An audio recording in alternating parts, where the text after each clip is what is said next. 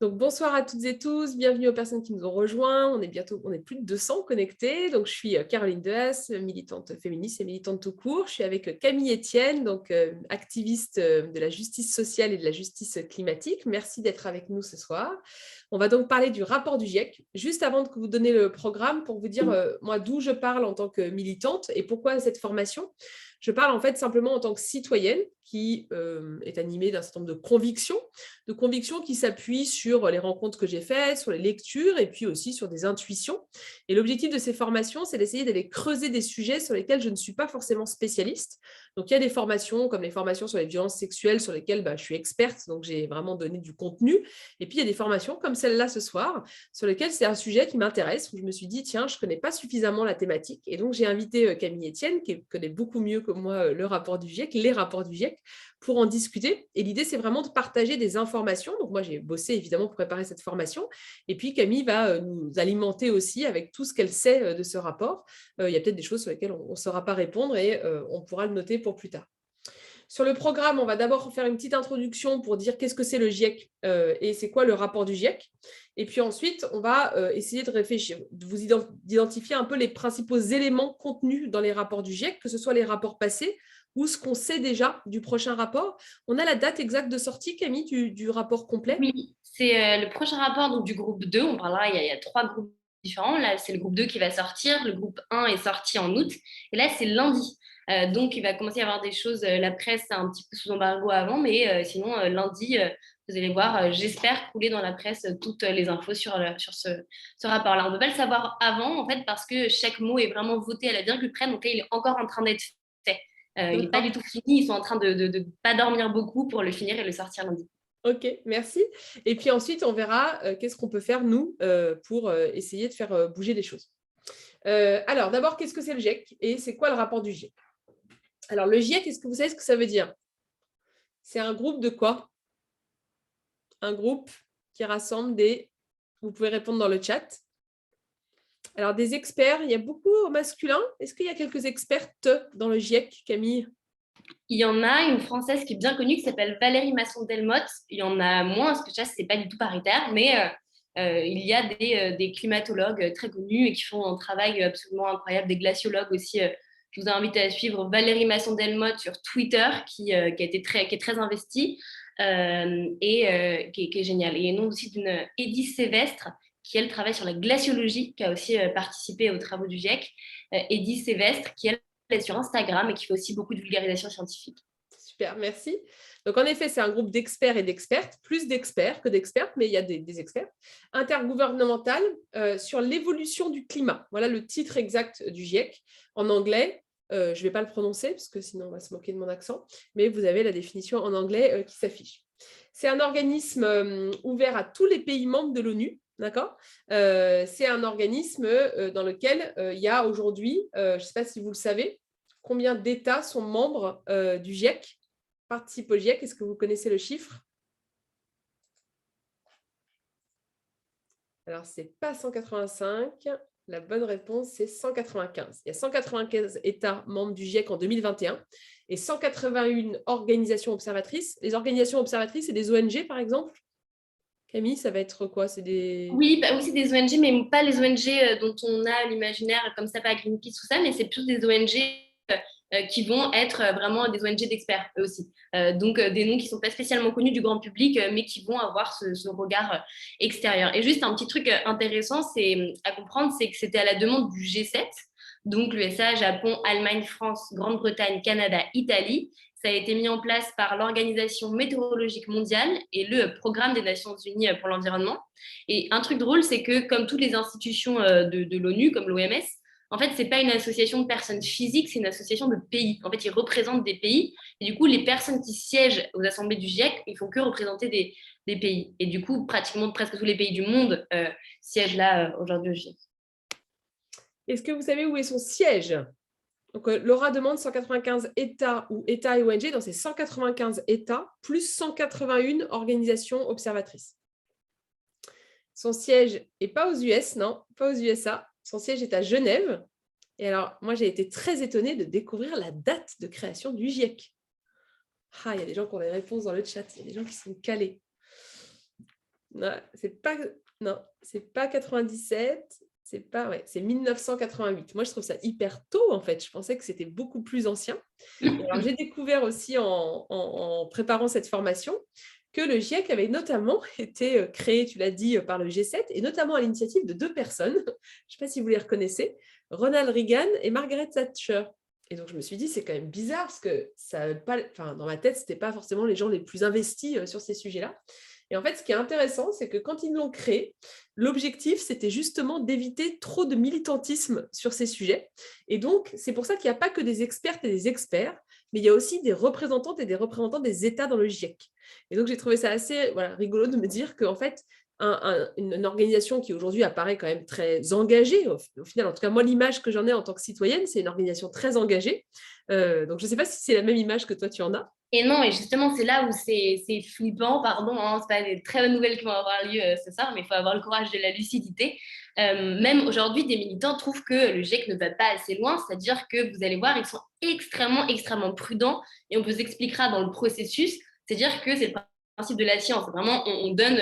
ils prennent vraiment des pincettes, et donc ce qui est annoncé par le GIEC est loin d'être considéré radical par beaucoup de scientifiques et d'ONG. Voilà, c'est la connaissance qu'on a, mais chaque chose est tellement fact-checkée et tellement en mode on va être sûr à tout prix que ce soit ça, que c'est pas du tout quelque chose de militant.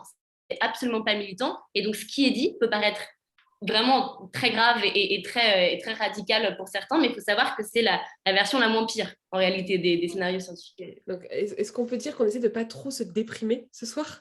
Promis, promis. Après, il y a la séquence sur ce qu'on peut faire. Moi, je suis pas du tout déprimée, vous allez voir. Il y a plein de trucs Bon, géniaux. voilà, la situation géopolitique européenne et internationale n'est pas très Non, là, rassurante. ça se passe bien. Non, mais en fait, l'action donne de la voix. Donc là, allez, on prend un petit moment pour savoir de quoi il s'agit. Il faut savoir, il faut se diagnostiquer notre maladie. Et ensuite, on commence à prendre les bons médicaments.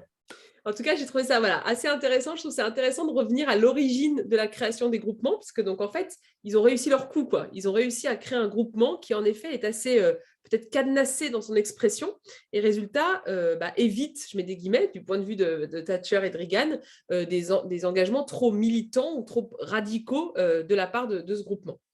La mission, je vous l'ai écrite, c'est évaluer sans parti pris et de façon méthodique. Donc, ça commence quand même, un des premiers mots, c'est quand même sans parti pris. Les informations d'ordre scientifique qui sont pour mieux comprendre les risques liés au réchauffement climatique d'origine humaine, cerner les conséquences et envisager d'éventuelles stratégies d'adaptation et d'atténuation. Ce qui est intéressant aussi, c'est que moi, je n'avais pas forcément conscience de ça, c'est que le GIEC, en fait, n'est pas un groupement de recherche. Il ne va pas faire lui-même des travaux de recherche. Il va aller, c'est ça, tu me confirmes Camille, analyser tout ce qu'il y a comme recherche dans le monde et en retirer le consensus, en fait. Tu as exactement résumé. C'est-à-dire qu'il n'y a pas, c'est pas un groupe de scientifiques qui vont produire un savoir nouveau. C'est vraiment un organisme, ils vont effectuer une évaluation, une synthèse de tous les travaux de recherche menés dans les laboratoires vraiment du monde entier de ces dernières années. Du coup, c'est comme une énorme revue de presse, un peu scientifique, et ils examinent et ils synthétisent tout ce qui a été publié dans ce qu'on appelle la littérature scientifique sur la question de l'influence de l'homme sur le climat de ces dernières années. Donc, ça veut dire qu'il peut y avoir des études contradictoires qui peuvent être analysées, mais si les conclusions elles apparaissent pas dans le rapport final, c'est que ça n'a pas été jugé assez rigoureux et pertinent par les experts. Donc, c'est un gros travail de fact-checking en croisant beaucoup, beaucoup de sources et d'infos différentes. C'est pour ça que ça prend vraiment longtemps et qu'on peut se dire que pourquoi il n'y en a pas chaque année, parce que c'est un travail qui est vraiment titanesque. Alors justement, qu'est-ce que c'est leur rapport? En fait, un rapport, c'est énorme déjà, parce que c'est plus de 1500 pages, et il est publié environ, est-ce que vous savez tous les combien, la publication? On répondra ensuite, il y a une question sur comment les pays sont représentés, on va y revenir. On me dit 4, 7, en gros, c'est à peu près tous les 6 ans. Donc ça dépend évidemment des fois, il peut y avoir un an de retard ou un an d'avance, mais voilà, c'est en gros tous les 6 ans. Et ça ressemble à ça, là, le dernier. Donc vous avez je vous mettrai le lien pour aller voir. Le rapport global complet, il est en anglais, d'après ce que j'ai vu uniquement. Et après, par contre, il y a des synthèses qui sont accessibles en français. D'accord? Et juste, pardon, je te coupe, il y a un truc intéressant, c'est qu'il y a des citoyens, des citoyennes qui se sont dit, on va proposer des traductions. Donc, il faut souvent attendre à peu près un mois après la sortie, ça dépend des pays, pour que des personnes se chauffent en fait à traduire les rapports dans toutes les langues. Mais ce que vous pouvez trouver toujours, c'est le fameux rapport pour les décideurs, qui lui est de quelques pages, qui est simplifié et qui est traduit dans toutes les langues. Parce qu'en fait, un rapport du GIEC, c'est plusieurs parties, c'est ça? Il y a une partie d'analyse, donc le fameux 1500 pages, c'est l'énorme partie du rapport. Et ensuite, il y a une synthèse et ensuite, il y a une note pour les décideurs, c'est ça? Absolument, c'est ça. Note des La note décideurs, pour les d'ailleurs, ça a décideurs, beaucoup en fait, pourquoi il faut une de- note pour les décideurs? Parce qu'ils savent que les décideurs n'ont pas le temps de lire les 1500 pages? Parce qu'ils savent que les décideurs ne vont pas, ne lisent même pas en fait déjà les rapports qui est écrit pour eux. C'est-à-dire que j'étais il y a 2 ans avec Greta à l'Assemblée nationale et elle a posé la question qui d'entre vous a lu la synthèse pour décideurs? Et il y avait genre même pas un tiers de l'Assemblée qui a levé la main, alors que c'est vraiment quelque chose qui est à la portée de tous. C'est très simple, c'est accessible, vous pouvez le comprendre et c'est extrêmement utile. On nous explique l'état du monde, l'état des connaissances scientifiques sur l'avenir de l'humanité. Donc c'est quand même un tout petit peu important. Et pour C'est pas autant, trop il est assez technique? peu lu. La synthèse pour les décideurs, elle n'est pas trop technique. C'est-à-dire, tu la lis, tu n'as pas mal au crâne, quoi. Non, honnêtement, après, il y a beaucoup de. Moi, je vous invite à le faire, mais faut pas non plus être nazi sur je vais à tout prix lire la synthèse. Il y a plein de gens qui font, dont je fais partie, mais d'autres, on fait de la vulgarisation aussi dessous parce que parfois, on comprend pas trop des ordres de grandeur ou il y a un terme où, bah, en fait, on va pas capter ce que ça veut dire. Donc, nous, on donne les clés, ce qu'on avait fait dans notre dernière vidéo et ce qu'on va refaire là pour comprendre ce rapport du GIEC déjà. Et c'est ce qu'on va essayer de faire dans cette formation aussi. Arriver avec les bases pour savoir concrètement qu'est-ce qu'il va dire. Après, il y a plein de presse scientifique qui va vulgariser ça. Juste une source qui est bien, bah, c'est Le Monde. Le Monde, il y a Audrey Garrick, qui est une très très bonne journaliste au Monde Environnement. Et vous savez que, par exemple, ça, c'est des gens sur lesquels vous pouvez, ou Blast aussi, avec Paloma Moritz, des sources où vous savez que vous n'allez pas avoir de fake news et que tout va être fact-checké par justement des scientifiques du GIEC derrière. Alors, Audrey Garrick, vous pouvez la suivre sur Twitter. Je vous mets le lien dans l'onglet Converser. Voilà, si vous souhaitez la suivre, journaliste au service Planète du Monde. Donc ça, c'est le rapport du GIEC. Et là, on attend en fait le groupe 2 du 6e rapport, c'est ça? Voilà, je vous ai mis la liste des rapports. Peut-être juste un point sur comment il est élaboré.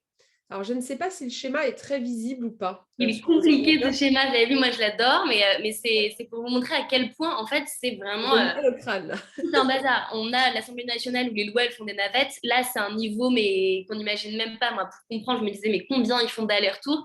C'est savoir que la synthèse, elle est votée mot par mot. C'est vraiment un délire. C'est pour ça que ça prend pratiquement entre 6 à 8 ans entre chaque rapport. Il faut que tous les États soient d'accord, il faut que les scientifiques soient d'accord, il y a des relecteurs. Et il faut aussi savoir quelque chose, c'est qu'ils ne sont pas payés pour le faire. Donc, ça représente un travail énorme. J'avais noté, ça correspond à peu près pour un scientifique à 8 mois de temps plein répartis sur 3 ans bénévolement. Voilà, donc c'est très important de comprendre ça. Quand on dit c'est idéologique, vous voyez le travail qu'il y a à faire, vous voyez que c'est vraiment pour apporter à la science. C'est absolument pas quelque chose qui est un travail qui est rémunéré. Donc là, il montre qu'il y a plein d'étapes. D'abord, il y a un sommaire. Ensuite, les gouvernants soumettent les spécialistes. Donc là, tout à l'heure, quelqu'un nous demandait, est-ce qu'il y a un expert par pays? Comment ça se passe? En gros, pour chaque groupe, il y a des centaines d'auteurs qui sont sélectionnés de partout dans le monde pour leurs compétences et parce qu'ils ont une renommée scientifique. Et donc, eux, ils examinent et ils synthétisent la littérature scientifique sur le sujet. Ils écrivent une première version du rapport. Donc ça, c'est ce que je vous dis, c'est à peu près 8 mois de temps plein bénévolement. Après, c'est examiné là par des experts du sujet qui ont un regard neuf sur le truc. Donc, ils n'ont pas les billets d'avant. Et du coup, eux, ils renvoient des observations aux auteurs, qui est du coup le premier groupe. Ils se mettent à réécrire une deuxième version qui est renvoyée aux experts. Et ensuite, là, elle arrive dans les mains des auteurs pour une version définitive. Donc, vous voyez, il y a plein de navettes. Et de cette façon, c'est un pavé à la fin qui est né, quoi. Et c'est ce fameux résumé pour décideurs, lui, de quelques pages, qui est renvoyé ce qu'on appelle en session plénière. Et là, c'est l'endroit où tous les représentants des États membres de l'ONU qui avaient mandaté ces experts, ils approuvent le résumé ligne par ligne, mot par mot. Donc voilà, avant d'être En fait, il y a publié, une première négociation, j'imagine, quand il y a l'examen là en 7 par les spécialistes et les gouvernements. Il y a une ouais. première négo à ce moment-là. Et il y a une deuxième négociation, en fait, au moment de l'adoption par l'Assemblée plénière, c'est ça? Exactement. En fait, avant que ce soit il y ait le tampon document du GIEC, ils sont explicitement approuvés dans ce qu'on appelle de cette fameuse assemblée plénière du GIEC à l'unanimité. Donc, c'est à l'unanimité, vraiment, il ne peut pas y en avoir un dissident par les pays représentés dans l'assemblée du GIEC. Donc, c'est-à-dire que dites-vous qu'il y a, par exemple, les États-Unis ou l'Arabie Saoudite. Donc, c'est vraiment un rapport qui est approuvé par tout le monde. Donc, quand les gens, ce qui est assez drôle, c'est que quand les chefs d'État disent, bah non, ils disent des fake news, où ils disent bah c'est pas si grave que ça, ils sont représentés dans cette instance-là et ils ont approuvé ce rapport. Il y a Symboliquement. Emmanuel qui dit, quand tu dis 8 mois de temps plein, c'est divisé entre toutes ces personnes. Non, c'est tous les scientifiques qui bossent pendant 8 mois, en fait. Oui, c'est un travail énorme. Vraiment, c'est le bout d'une carrière pour des personnes. Enfin, imaginez, en fait, on dit toute la littérature. Alors, évidemment, c'est pas toute la littérature scientifique, mais c'est une énorme partie de la littérature scientifique. Déjà, un rapport scientifique publié dans Nature ou dans Science, qui sont les deux grosses instances, mais c'est déjà des centaines et des centaines de pages parfois. Donc, imaginez lire tout ça, fact-checker tout ça, faire une synthèse, c'est comme si on faisait un énorme exposé, ça prend des heures et des heures et des heures. Après, ils se répartissent, eux, par sujet. C'est encore à chaque fois subdivisé, relu par les gens, ils s'entraident, etc. Mais c'est un travail qui est vraiment titanesque et c'est pour ça qu'il y a 6 à 8 ans entre chaque rapport, quoi. On nous demande est-ce que le GIEC est réellement indépendant ou est-ce que certains pays qui doivent approuver ce rapport font une forme de lobbying pour réduire son impact et ses résultats? Pas que je sache, et pas que ce soit avéré en tout cas. C'est ça qui est génial, c'est qu'en fait, il faut vraiment pas confondre avec les négociations internationales. C'est pas des COP, c'est-à-dire que oui, ils apportent évidemment aux COP des bases de données sur lesquelles débattre, mais le GIEC, par exemple, il n'est pas du tout officiellement représenté dans les négociations internationales. Donc dans les COP, il n'y a pas un siège pour le GIEC. Donc en fait, c'est pas un organe politique. C'est politique au sens très très large parce qu'ils apportent des données qui servent à la société, mais ce n'est pas un organe politique, c'est vraiment un Oui, donc organe. il y a moins de tension, il y a moins de rapports de force, il y a moins Bien sûr. d'enjeux en fait, pour les pays. C'est ce que permet cette indépendance de la science. C'est assez diplomatique en fait comme rapport. C'est ça qui est assez chouette. Après, on verra en fonction des différents groupes. Le troisième groupe qui va un petit peu plus sur, c'est pas non pas des solutions, mais qui va un peu plus sur l'aspect sciences sociales, lui pose beaucoup plus de débats aussi parce que faut faire des choix, quoi. Donc c'est politique forcément. Alors, il y a aussi des rapports thématiques spécifiques, notamment il y en a eu un sur le réchauffement et qui permet en fait, entre les 6 ans de publication, de creuser les thématiques, c'est ça? Et là, qui sont aussi... Il y en a un sur les océans et un sur... En fait, dès qu'ils se rendent compte qu'il y a quelque chose d'urgent où il faut apporter une donnée scientifique, là, sur les océans, ils se sont dit, mais là, ce qui se passe est catastrophique, il faut qu'on fasse un rapport spécial. Pareil sur quelle est la différence entre un réchauffement planétaire.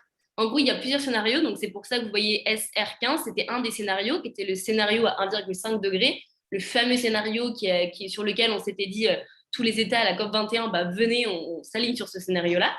Et en fait, ils ont voulu montrer quels étaient les impacts si on était à 1,5 degré par rapport à 2 degrés, par rapport à 3 degrés. Concrètement, quels impacts ça avait sur nos vies. Je vous donne une source, c'est vous marquez différence entre 1,5 degré et 2 degrés, Le Monde. Ils avaient fait une infographie très simple en dessin. Et là, vous voyez tout ce que ça change sur les coraux, sur les espèces, sur les limites planétaires, etc., etc. C'est assez flippant. En fait, ils montrent bien dans ce rapport-là que c'est pas 0,5 degrés de plus. On dit, nous, on sort dehors entre quand il fasse 25 ou 25,5, c'est pareil. Là, c'est bien plus flippant parce qu'encore une fois, on parle de climat et on parle de météo. Et c'est important de ne pas confondre les deux. Merci. Est-ce que vous avez des questions? Les représentants des pays ont-ils leur mot à dire? Oui, puisque le GIEC est composé à la fois d'expertes et d'experts, donc de scientifiques nommés par ailleurs par les pays, mais en plus de représentantes et de représentants des pays qui participent aux négociations. Mais ce que disait Camille, tu me dis si je me trompe, c'est que comme il n'y a pas d'enjeu politique, parce que le GIEC ne dit pas il faut faire ci, il faut faire ça, il dit voilà les scénarios possibles, en fait, il y a moins de pression de la part des États sur le résultat final qu'il peut y avoir dans une COP, par exemple. Bien sûr, en fait, ce n'est pas un organe décisionnaire, c'est-à-dire qu'il n'y a aucune décision qui est prise à la suite du rapport du GIEC. Ils donnent ça. Si après on veut faire n'importe quoi, ils sont là en mode on vous prévient, quoi. Un peu. C'est quoi la différence entre météo et climat, on nous demande? La météo, c'est le temps qu'il fait dehors. C'est-à-dire que là, aujourd'hui, il a fait assez beau ce matin à Paris, et puis après, cet après-midi, c'était un peu gris, et peut-être que demain, il va d'un coup faire très très froid ou faire très très chaud. Et le climat, c'est vraiment la tendance de fond. C'est-à-dire, sur plusieurs années, on va regarder quelle est la tendance de fond de la température. Beaucoup de dirigeants se trompent et confondent les deux. Par exemple, quand vous voyez Trump qui avait dit oh, it's freezing out there, there is no global warming. En gros, mais il fait super froid dehors, il n'y a pas de changement climatique, de quoi vous parlez. En fait, lui, il a confondu météo et climat. Il peut y avoir des événements météorologiques extrêmes qui sont causés par un dérèglement du climat. D'ailleurs, petit tips, moi je dis toujours dérèglement climatique et non pas réchauffement climatique, parce que le climat se dérègle. Donc oui, la température générale va augmenter, mais il y a des endroits dans lesquels il va faire beaucoup plus froid. Ça va bousculer la météo et donc il peut y avoir d'un coup pleuvoir super fort en plein hiver, neiger en plein été. Enfin voilà, c'est ce genre d'événements extrêmes qui sont des événements météorologiques. Donc bien confondre, pas confondre les deux, ça va permettre, vous allez vous repérer tac dans les débats politiques quand il y a des gens qui doutaient un peu, qui sont un peu climato-sceptiques, ils utilisent souvent cet argument et il est complètement faux, donc c'est important de s'en souvenir. Merci.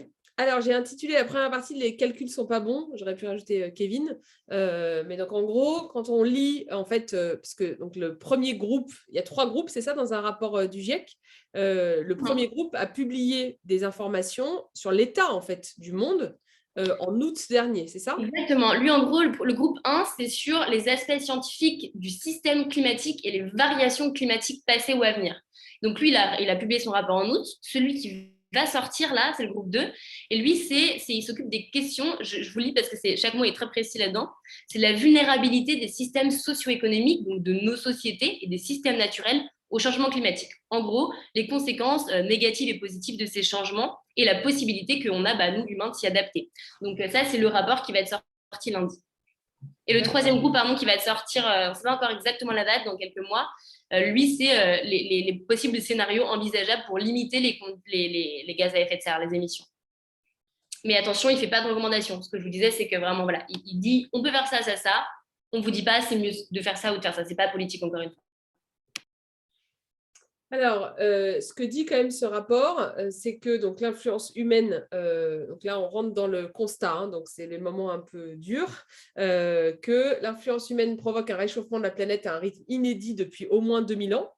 Et j'ai notamment trouvé une infographie qui a été, je vous ai mis à chaque fois les sources, hein, bien sûr, donc là c'est en anglais. En gros, ils disent que la concentration de CO2 dans l'atmosphère, tu me dis si je me trompe, est la plus haute depuis 2 millions d'années, d'accord, sur la planète. Et la fonte des glaciers, c'est ça, la retreat, c'est la fonte des glaciers, j'imagine, est sans précédent depuis 2000 ans. D'accord. Donc, en gros, ils font un constat sur le dérèglement. Donc, je dis, c'est ça, hein, tu dis le dérèglement climatique, Oui. qui est inédit depuis des milliers d'années, en fait. On n'a jamais été confronté à ça. Exactement. Et il y a quelqu'un qui m'a envoyé dans le chat en disant, en fait, même le mot dérèglement, il est débattu. C'est vrai, en fait, on n'a pas de mot parfait pour dire que ça déconne. Parce que dérèglement, on peut dire, ah, mais du coup, ça veut dire qu'avant, c'était réglé. Non. Ça veut juste dire que là, on est en train de vivre une situation qui n'est jamais arrivée auparavant et qu'on a créé. Et c'est ça, ce qui était très important dans ce rapport, c'est qu'il n'y a plus aucune place au doute. C'est-à-dire qu'avant, il disait, parce que c'est la science, donc on fait très attention, il y a 99,05% de chances ou 98% de chances que c'est dû aux activités humaines. Là, c'est sûr. L'influence humaine sur le climat, c'est un fait qui est établi, indiscutable. Et c'est la première fois qu'il l'assurait à 100%. Voilà, on le sait, c'est le cas. Et on vit quelque chose, comme tu l'as rappelé, qui est totalement nouveau, en fait. Alors, il y a une faute, pardon, je la corrigerai. Donc là, il y a Valérie, justement, Masson-Delmotte, que je cite, qui dit que sans une réduction immédiate, rapide et à large échelle des émissions de gaz à effet de serre, limiter le réchauffement à 1,5 degré sera hors d'atteinte.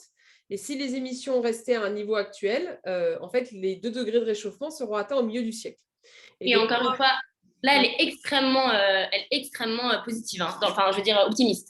Parce qu'il y a plusieurs scénarios qui montrent que si on continue le business as usual, il y a des scénarios qui sont à 5-7 degrés d'ici la fin du siècle et qui sont plutôt à même presque 3 degrés d'ici le milieu du siècle. Donc, tout dépend de ce qu'on fait aujourd'hui.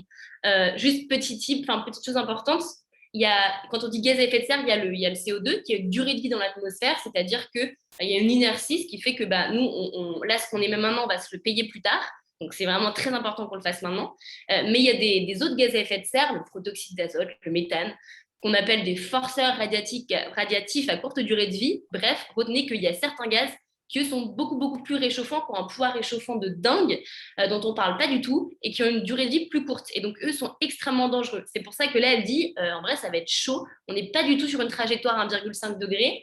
Dernière info que je vous donne, Total, on a découvert que Total avait en interne des scénarios sur lesquels ils se basaient qui étaient à plus 4 degrés. C'est-à-dire qu'eux-mêmes, ils sont au courant que ce qu'ils sont en train de faire, c'est des scénarios à 4 degrés. Donc, ils sont en train de voir comment est-ce qu'ils peuvent continuer à avoir leur économie dans un scénario à 4 degrés. OK. Et donc, je suis allée regarder de plus près les conséquences du réchauffement, d'accord? Là, j'ai pris les conséquences à 1,5, mais en effet, vous avez des infographies qui vous permettent de comparer avec des scénarios à 2 ou, je ne sais pas, je n'ai pas vu d'infographie à plus, mais déjà à C'est 1,5. mieux pour la santé mentale de Marc. Déjà à 1,5, parce que en fait, moi, spontanément, n'étant pas vraiment formée sur le sujet, je me dis, mais en fait, est-ce que c'est si grave que ça, un réchauffement de 1,5?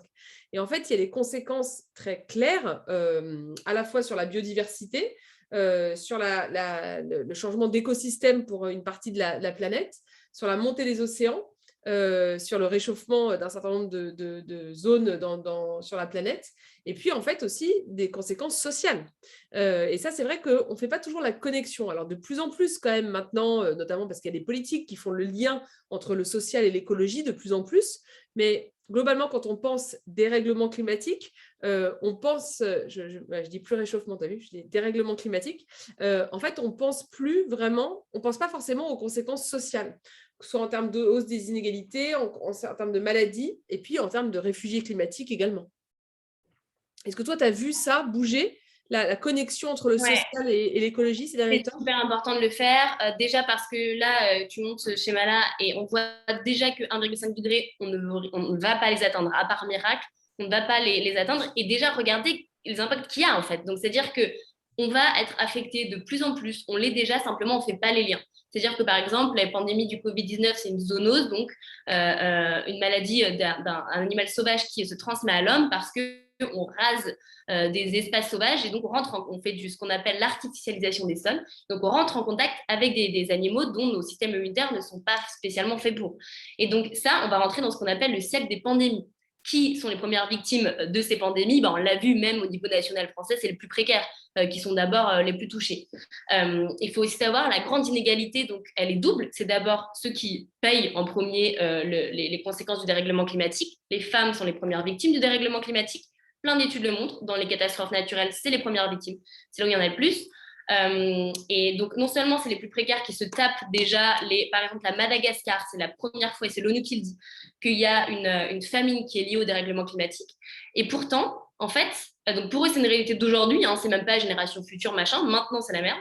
Mais en plus, c'est pas eux qui sont responsables des émissions. C'est-à-dire que historiquement, on a, nous, mis des émissions et on se prend même pas les conséquences tout de suite parce qu'on vit dans des climats tempérés et qu'on a les moyens économiques de s'en protéger.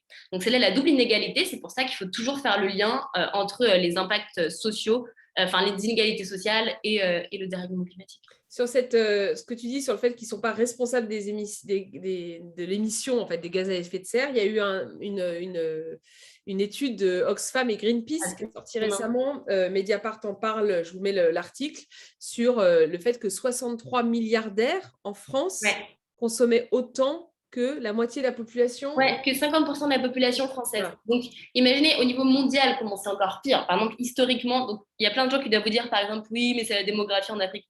Historiquement, l'Afrique, c'est 4% des émissions. Donc, un continent entier, ça va. Là, il faut se dire que même au niveau national, au niveau français, c'est vraiment 63 personnes qui polluent autant que la moitié des citoyens et des citoyennes français. Enfin, c'est flippant. Donc, les liens, que ce soit du côté des responsabilités ou du côté des conséquences avec le social, il est super évident. Alors, Brigitte demande pourquoi est-ce que les femmes sont plus touchées par le dérèglement climatique. Il y a plusieurs raisons à ça. Il y a le fait qu'elles sont déjà en situation de plus grande précarité. Donc, par exemple, elles sont moins propriétaires des terres. Donc, quand les terres sont abîmées, elles ont moins, par exemple, de possibilités de se replier vers d'autres terres parce qu'elles sont moins propriétaires. Je donne un autre exemple aussi que j'avais vu, qui m'avait évidemment étonnée. C'est la conséquence, par exemple, d'un tsunami sur les populations. Parce qu'on s'est rendu compte que les femmes étaient plus impactées, décédaient plus en fait lorsqu'il y avait un tsunami. Et ça pour deux raisons qui avaient été analysées. La première raison, c'est qu'elles étaient plus responsables des familles et donc de porter les enfants, de vérifier que tout le monde était parti à temps, etc. Donc en fait, elles étaient ralenties par rapport aux hommes dans la fuite en fait quand il y avait une catastrophe qui arrivait. Et puis le deuxième élément, c'est le fait qu'elles savent moins bien nager. Et pourquoi elles savent moins bien nager? Parce qu'elles apprennent moins à nager, en fait. Dans beaucoup, beaucoup de sociétés, les femmes ont moins accès à l'éducation et moins accès, de fait, aussi au sport et à la possibilité d'apprendre à nager. Absolument. Voilà. Sur les milliardaires, je vous renvoie à l'étude de Oxfam et de Greenpeace et à l'article de Mediapart qui en parle. Si vous n'êtes pas abonné à Mediapart, abonnez-vous, c'est ça de fait. Donc, dans ce que dit le rapport du GIEC, là, le 6e rapport, c'est que la vie sur Terre peut se remettre d'un changement climatique majeur en évoluant vers de nouvelles espèces, mais par contre, l'humanité ne le peut pas. Voilà. Donc, c'est quand même globalement, en fait, la cata. Voilà. Mais il est 21h08. Je propose qu'on passe maintenant aux solutions. D'accord. Les solutions existent.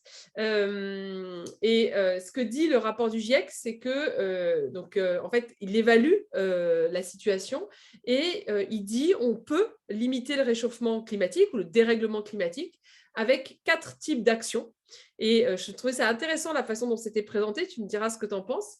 Il disait d'abord il faut en fait agir tout de suite, c'est-à-dire qu'il ne faut pas attendre. La deuxième chose, c'est qu'il faut agir de manière forte. Et c'est pour ça que moi, tu vois, en tant que citoyenne, je vois ça, je me dis, ils sont assez pushy quand même.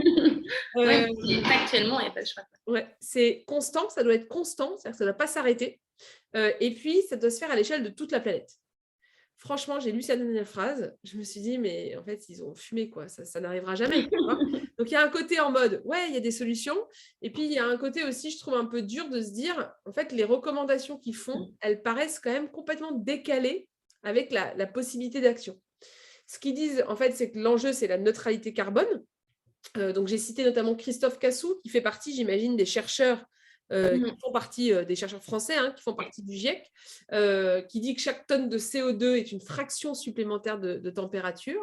Et puis, il y a un schéma, en fait, dans le rapport du GIEC qui montre, en fait, qu'à court terme, il faut agir si on ne veut pas que les courbes partent en sucette, partent en cacahuète. Et que si on veut vraiment rester en dessous des 1,5, il faut vraiment très, très peu d'émissions de CO2. Alors, résultat... Pardon ? Pardon, je finis cette partie. En gros, la question, c'est comment on fait ? Et je t'avais proposé un ordonnancement de 3 solutions et tu m'as fait retravailler l'ordonnancement. Est-ce que tu peux nous dire pourquoi ? Juste avant de vous dire très rapidement, je sais qu'on n'a pas beaucoup de temps, mais justement, ça va peut-être remonter le moral. En fait, ce qu'il faut bien avoir en tête, c'est que souvent, on me dit, mais du coup, c'est foutu, c'est trop tard. En fait, c'est jamais trop tard pour que ce soit pire. C'est-à-dire que le GIEC dit, voilà, si vous voulez rester sous 1,5 degré, il y a ça. Mais après 1,5 degré, c'est pas 2 degrés, c'est 1,51, 1,52. C'est-à-dire que chaque demi-dixième de degré qu'on gagne, en fait, c'est des espèces très concrètement qui vont pas disparaître, c'est des gens qui vont pas mourir, c'est du niveau des mers qui va pas augmenter. Donc, ça vaut le coup de se battre, même si on sera peut-être dans un débat un jour entre 6 et 7 degrés. C'est dramatique ce qui peut se passer. Donc, c'est vraiment très important qu'on se dise, dans tous les cas, ça vaut le coup, dans tous les cas, l'action est nécessaire, on va sauver des vies, littéralement. Donc, ça vaut le coup de le faire. Juste petit point, c'est ce qu'on appelle et ce qui était rappelé dans le premier rapport, c'est la première fois qu'ils en parlaient, c'est ce qu'on appelle l'emballement climatique, les fameuses limites planétaires, les tipping points. C'est des endroits, c'est pour ça que vous pouvez voir sur la courbe que des fois, paf, ça monte de manière non proportionnelle. C'est-à-dire que c'est pas comme si on faisait un pas à chaque fois de plus dans le précipice, c'est que nous, on est la génération où potentiellement à faire le pas qui va nous faire tomber, quoi. Donc ça, c'est pour ça qu'on dit, vous pouvez entendre des choses, des gens qui vous disent, bah, c'est maintenant que ça joue, mais plus que jamais, chaque degré compte plus que jamais. C'est à cause de ces fameux tipping points, des points de non-retour. Donc, pourquoi est-ce que je t'ai fait changer les fameuses solutions ? Est-ce que tu peux les remettre ? Voilà.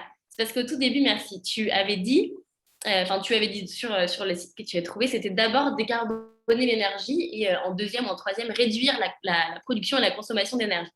Donc, on ne va pas revenir sur le débat du nucléaire, vous avez déjà eu une formation la dernière fois, mais en fait, c'est parce que pour moi, le débat, il doit d'abord, pour moi et pour plein d'autres scientifiques, c'est vraiment le débat, c'est pas uniquement celui ce qu'on appelle du mix énergétique, quelle énergie on utilise, qu'est-ce qu'on fait, mais d'abord de réduire massivement la consommation et donc surtout la production.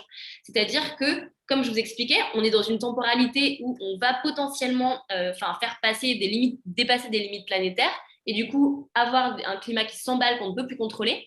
Donc, on n'a pas le temps d'inventer des nouvelles technologies qui vont mettre 10 ans à être testées, à être mises en place, qui vont coûter super cher, qui vont peut-être pas marcher. On n'a pas ce temps de mettre toute notre énergie et tous nos talents sur ça. C'est pour ça que, par exemple, quand on dit capturer le CO2, moi, j'y crois très, très peu. Il y a un truc merveilleux qui s'appelle les arbres et qui le font normalement, même les abysses sous-marines. C'est-à-dire qu'on dit souvent que c'est le premier poumon de la planète, c'est les forêts. En réalité, c'est l'océan. Et en fait, on va capturer, ils capturent dans les abysses, donc fin fond des océans, du CO2. Et là, qu'est-ce qu'on a comme idée de faire récemment? D'aller défoncer les fonds marins.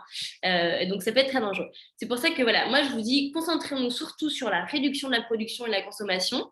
Après, bien sûr, se poser la question de quelle énergie, on n'en débattra pas aujourd'hui, et sur capturer le CO2, je ferai très attention parce que c'est souvent aussi un argument de greenwashing. Les technologies aujourd'hui ne marchent pas. Factuellement, le GIEC en parlait un tout petit peu à la fin du premier rapport et il disait qu'il n'y avait pas assez d'avancées pour qu'on puisse vraiment compter dessus, quoi. Ouais, on ne peut pas créer un truc magique qui capture le CO2, quoi. Malheureusement, non. Si on avait ce débat il y a 200 ans, peut-être que je vous dirais, allez, go, on tente. Mais là, factuellement, c'est vraiment trop tard pour parier sur ça. Ce serait trop C'est ce risqué. qu'on appelle le greenwashing, c'est quand des entreprises ou des pays font semblant, c'est ça, ou instrumentalisent la lutte. Absolument. C'est comme le pinkwashing sur le féminisme, c'est ah tiens, on est la journée de la femme, wouh, déjà la journée de la femme, bon, et ben on va d'un coup faire des culottes avec écrit Girls Power. C'est la même chose, c'est-à-dire on ne change absolument rien sur ce qui se passe dans nos entreprises, on va simplement dire tous les employés ont maintenant des gourdes où on va donner, par exemple Air France qui se disait être la première compagnie aérienne neutre carbone, pardon, parce qu'ils allaient planter des arbres à côté, mais les arbres ça va prendre des années à pousser. S'il y a un feu de forêt, comment est-ce qu'on fait? Et si ils ont planté des arbres à la place de quoi? À la place d'un écosystème, mais ça n'a aucun sens. Vraiment, ça ne marche pas. Donc ça, c'est des idées de greenwashing, par exemple. Et alors, j'ai une question sur réduire la production et la consommation d'énergie. Demain, tu es présidente de la République. Tu as une idée d'une mesure que tu peux prendre pour genre, réduire vraiment de manière assez radicale la consommation d'énergie? Il y a tout ce qui fait très peur qui est l'interdiction, c'est-à-dire que moi je taxerais le kérosène. Donc l'aviation c'est énorme dans nos pays riches, hein. Dans nos pays riches, il y a les deux sources les plus principales, c'est la viande, la consommation de viande.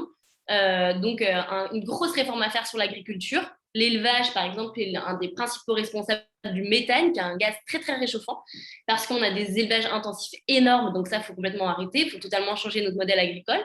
Ensuite, en plus, en faisant une agriculture qui restaure les sols, et ben justement, c'est merveilleux, la nature est bien faite parce qu'elle va permettre de capturer du CO2 et donc nous aider à gagner du temps, ce qui est quand même assez cool.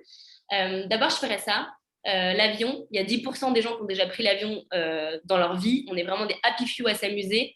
Un aller-retour Paris-Bali, 5 tonnes de CO2, dites-vous bien, alors qu'il ne faudrait pas émettre plus de entre 1,7 et 2 tonnes de CO2 par Français et par an pour être dans les 1,5 degrés. Donc, c'est juste pas possible. Et dernière chose... Tu interdis les avions ou tu doubles ou tu multiplies le prix par 1000, quoi? Moi, j'aurais taxé... Enfin, moi, si ce tenait qu'à moi, je taxe le kérosène.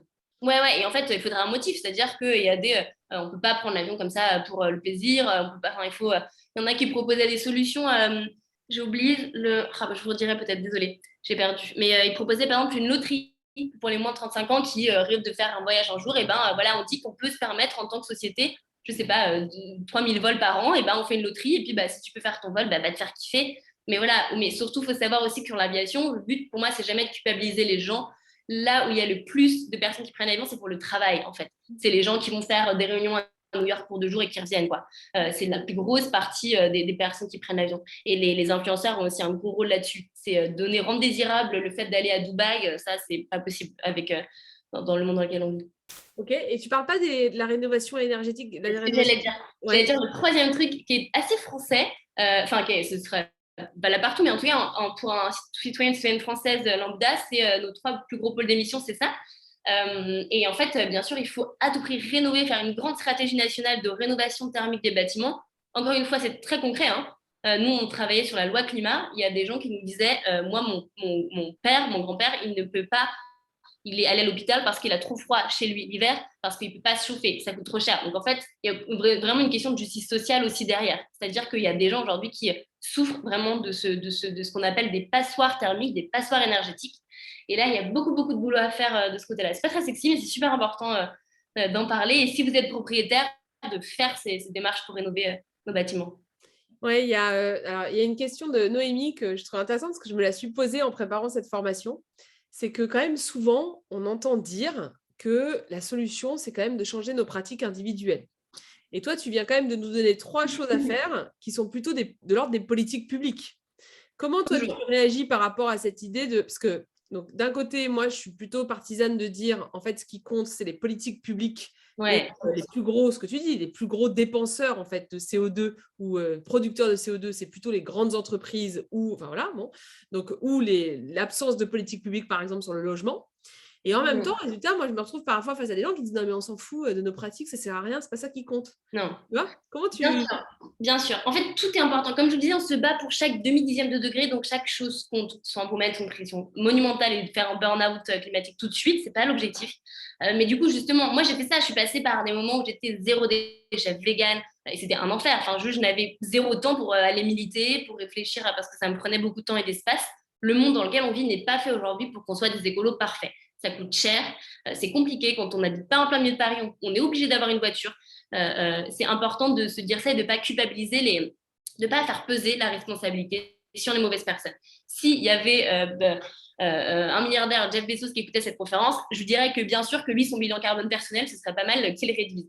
Ce qu'il faut comprendre, c'est qu'il y avait une étude de Carbone 4 qui disait que si tous les Français et les Françaises étaient parfaitement écolos, mais un truc énorme, on réduirait que de 25% nos émissions de gaz à effet de serre. C'est déjà énorme, donc on a besoin de ces 25%, mais ça veut dire qu'une énorme partie pèse sur les entreprises et sur l'État. Moi, le petit bémol que je mettrai à cette étude, parce que je viens des sciences sociales, c'est que, et ce qui va répondre à ta question, c'est que c'est très important de comprendre la société comme, pas comme quelque chose de scindé, c'est-à-dire que les entreprises, c'est une personne morale, c'est-à-dire que c'est des gens, et dans l'entreprise, si tous les employés se décident, se déterrent et dire mais moi je ne veux plus travailler comme ça, j'arrête de travailler si c'est dans ces conditions, etc., on est capable de faire changer drastiquement ce qui se passe.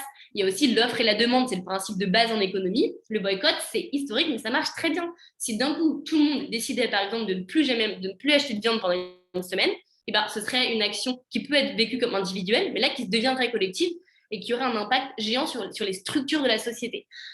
Donc, moi, j'arrête totalement cette distinction. Pour moi, elle est factice entre le collectif et l'individuel. Il faut faire de notre mieux, mais c'est très important aussi de se rendre compte que là, nos institutions aujourd'hui, les personnes qui sont au pouvoir en ce moment, c'est pas du tout leur priorité, le climat. Et donc, du coup, c'est vraiment très, très important de s'engager politiquement sur ces sujets-là. Vraiment, on a besoin de plein de gens. C'est comme ça qu'on fera changer plein de choses. Alors justement, c'est un peu la dernière partie de cette... Avant qu'on passe aux actions, parce qu'on nous demande comment s'engager quand on est mineur, en fait, les solutions sont politiques. Et moi, c'est vrai qu'il y avait une donnée que je n'avais pas du tout intégrée dans ma façon de penser autour des solutions face au dérèglement climatique. Mais en fait, ça coûte de l'argent. En fait, ça va demander un investissement financier. Le GIEC estimait que le coût, c'était environ 2400 milliards de dollars par an jusqu'en 2035, donc 2,5% du PIB mondial. Donc, ça paraît logique en fait en le disant, on est face à une crise et que pour sortir de la crise, en fait, il va falloir mettre les moyens financiers. Est-ce que toi, tu es plutôt optimiste sur la façon dont cette question occupe le débat public dans le cadre de la présidentielle ou pas Non. trop? Non, mais juste petit mini-virgule très intéressante là-dessus. Il y a plein de gens qui sont archi contre ce que je vais dire parce que c'est donner un prix à la nature et bien sûr que dans l'idée, elle doit exister en tant que telle. C'est-à-dire que les espèces, c'est pas parce qu'elles nous rendent des services qu'on doit arrêter de les détruire. On est bien d'accord.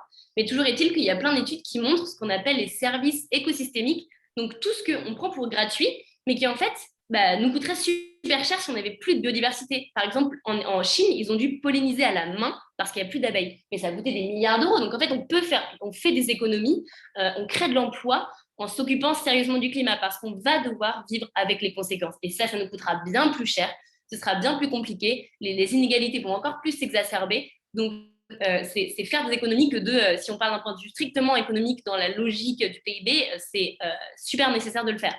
Voilà, ça c'est ce qu'on appelle les services écosystémiques. Je vous laisse regarder, il y a plein de prix sur combien de milliards d'euros nous permet d'économiser l'océan, par exemple, ou les forêts. Et donc ta question c'était, est-ce que dans le débat politique, non. Le débat de la droite, par exemple des primaires, 2h15 de débat, pas une seule fois le mot écologie prononcé. Dans le reste des débats, qui si tant est qu'on puisse dire qu'il y a eu un débat qui ne concernait pas juste uniquement est-ce qu'un chien a voté ou pas à la primaire et est-ce que le couscous est le plat français, ces débats, moi, je suis vraiment atterrée parce que je trouve ça extrêmement méprisant. C'est-à-dire qu'on parle quand même de la survie de nous, on parle de quelle société on veut avoir et on fait des choses qui sont totalement décorrélées. C'est un petit peu triste et surtout aussi parce que la question du nucléaire a phagocyté tout le reste du débat, c'est-à-dire que souvent, on va dire ok, on n'a pas du nucléaire, vous êtes pour, contre, c'est bon, on a géré nos trucs avec le climat. La France, on est une énorme nation agricole, par exemple, mais personne ne parle de l'agriculture. Je vous invite juste à regarder un film, c'est Au nom de la Terre, qui parle très bien de ça de manière fictionnée et c'est juste merveilleux. Vous allez comprendre ce qui se passe derrière l'agriculture. Alors, il y a le réseau Action Climat qui a lancé 7 axes pour interpeller les candidates et les candidats. Donc, je vous mets le lien. N'hésitez évidemment pas à le partager sur les réseaux sociaux. Et donc, voilà, il y a plusieurs personnes qui nous disent, bah oui, il y a aussi la question de la consommation. Donc, c'est vrai que les actions individuelles, ce que tu disais tout à l'heure, peuvent avoir un impact sur les entreprises. Et puis, moi, j'ai aussi une autre conviction, c'est que, en fait, les comportements individuels vont aussi, en tout cas, moi, c'est mon cas, c'est-à-dire que mes comportements individuels et mon niveau de conviction se sont auto-alimentés. C'est-à-dire qu'en changeant mes Absolument. pratiques individuelles, même si l'impact sur le climat de fait est assez faible par rapport à la réalité, en fait, ça augmente mon niveau de conscience, donc ma capacité de me mobiliser, de participer aux mobilisations, d'interpeller les points. Exactement. Et juste un mini truc là-dessus, même en fait pour la santé mentale, c'est super important parce que une des choses qui nous rend le plus éco-anxieux et malheureux, c'est ce qu'on appelle la dissonance cognitive, c'est l'idée de dire, bah voilà ce que je veux, le monde que je veux demain, mais moi dans mon quotidien, c'est un truc très éloigné. Et ça, en fait, ça crée des angoisses très très profondes. Donc rien que le fait que d'agir pour soi-même, c'est être aligné avec ses valeurs, ça libère d'un poids géant. Donc même de manière très égoïste, ça vaut le coup de faire des actions individuelles quand même. Alors justement, qu'est-ce qu'on peut faire? Parce qu'il est déjà c'est bientôt fini, hein, cette soirée. Alors d'abord, on peut aller marcher, manifester, c'est ça, le 12 mars? Absolument. Donc, il y a une Ouais. grande marche qui s'appelle Look Up, petit clin d'œil au Facebook Look Up, qui sera une marche pour le climat et la justice sociale. Il y en a partout en France, pas que à Paris. Donc, n'hésitez pas à venir nombreux et nombreuses. Tout est fait pour que ce soit des marches qui se passent bien, qui soient safe pour tout le monde avec des safe space. Voilà, c'est vraiment l'objectif qu'on soit vraiment plein parce que c'est une cause qui doit rassembler tout le monde. Et juste avant les présidentielles, c'est très, très, très important qu'on fasse enfin de l'urgence climatique et sociale le cœur même du débat politique. Super. Et puis, qu'est-ce qu'on peut faire d'autre? On peut aussi partager les conclusions du 6e rapport, partager cette formation. S'informer, Voilà, le replay va s'informer, bientôt lire, être... Ouais. s'informer, lire, faire ce qu'on a. Il y a aussi des tests, c'est pour son empreinte carbone. Et en fait, ça vous permet, vous tapez calculer mon empreinte carbone, vous répondez à un petit questionnaire et puis vous voyez, vous, c'est assez imparfait, mais au moins vous voyez un peu quels sont vos pôles de dépenses. Donc vous dites, ah oui, merde, en fait, c'est vrai que je ne me rends pas compte, mais je prends vachement l'avion. Bon, bah, cet été, je vais essayer de changer ça. Engagez-vous dans des associations, on a vraiment besoin de monde. Et aussi, il n'y a pas, je finirai juste sur ça parce que c'est super important pour moi, désolée de prendre une minute de plus, mais c'est qu'il n'y a pas du tout une seule manière d'être activiste. Moi, je suis la manière un peu traditionnelle d'être activiste. On s'en fout. Pour moi, il y a des journalistes qui sont autant activistes que moi, des politiques qui le sont, des boulangers, des paysans, des instituteurs, institutrices, enfin, tous les métiers possibles, on peut le faire. Être activiste, ça veut dire une chose, c'est penser, c'est mettre en fait des lunettes, en gros, où on voit tout à travers le paradigme de l'urgence écologique et sociale. C'est pas angoissant, c'est juste être capable de mettre les lunettes de la lucidité, avoir ce courage-là, et votre vie va changer. C'est juste l'écologie, ça définit un rapport d'être, c'est notre manière d'être au monde. C'est comment est-ce qu'on est vivant, donc entre nous, entre les autres espèces, comment est-ce qu'on est face à notre environnement. Et donc, être activiste, c'est vraiment à la portée de tous et toutes. Donc, go, quoi. Alors, on nous dit qu'est-ce qu'on peut lire. Donc, on va vous faire une revue en fait de toutes les choses qui ont été citées dans la formation pour que vous puissiez aller vous renseigner. Il y a une question sur en étant mineur, vous pouvez venir manifester, vous pouvez vous engager dans les associations, vous pouvez créer un journal dans votre collège ou dans votre lycée et faire parler de ça autour de vous. Vous pouvez adhérer donc à des associations, à des partis politiques aussi pour changer la donne. Est-ce qu'on a un exemple d'association dans lesquelles on peut adhérer? On peut adhérer à Greenpeace. Il y a Greenpeace, Les Amis de la Terre. Alternativa, les Amis de la Terre, vous avez des associations locales. Greenpeace, ils ont pas mal de groupes locaux. Quand on est jeune, il y a Youth for Climate aussi. Il y a plein d'associations locales, mais c'est surtout autour de chez vous, en fait, parce que comme ça, c'est génial. Vous serez avec des personnes avec qui vous partagez des choses aussi. Vous pouvez vous battre pour des projets locaux autour de chez vous et s'impliquer dans la vie citoyenne. C'est merveilleux. Ouais. Il y a aussi, si vous êtes assez engagés et radicaux, vous pouvez aller chez Extinction Rébellion. C'est une forme de militantisme assez un peu différente. Et puis qui est artistique. En fait, c'est la désobéissance civile, jamais Ouais. violente, mais artistique. Et moi, je les adore. Je trouve absolument géniaux aussi. Alors, il est 21h27. Donc, d'abord, n'hésitez pas dans le chat à donner votre avis sur cette soirée. Vous aurez le replay et puis la note avec toutes les sources pour aller plus loin. J'essaierai, si j'ai le temps, de faire des visuels à partager sur les réseaux sociaux. Et puis, vous avez d'autres formations, évidemment, qui sont prévues, auxquelles vous pouvez vous inscrire. Si ça vous intéresse d'en savoir plus, vous avez la possibilité, donc je vous mets les liens vers les 2 formations à venir. Et puis, vous pouvez aussi rejoindre un groupe WhatsApp dans lequel on donne régulièrement des informations sur ce qui se passe autour des formations. Donc, n'hésitez pas à le rejoindre. Je vais vous le mettre tout de suite dans le chat. Et puis, vous avez évidemment le site 5idéesreçues.fr avec toutes les informations. Voilà. Donc, vous pouvez rejoindre le groupe WhatsApp. C'est un groupe WhatsApp fermé aux échanges. Donc, il n'y a pas de notification. Voilà. Merci beaucoup. Voilà, il y a plein de cœurs dans le chat. Merci beaucoup. Ah, tant mieux, parfait. Manifestement, on a découragé les trolls, donc c'est pas mal. Ah, bah, tant mieux. Camille, tu veux dire un mot pour la fin?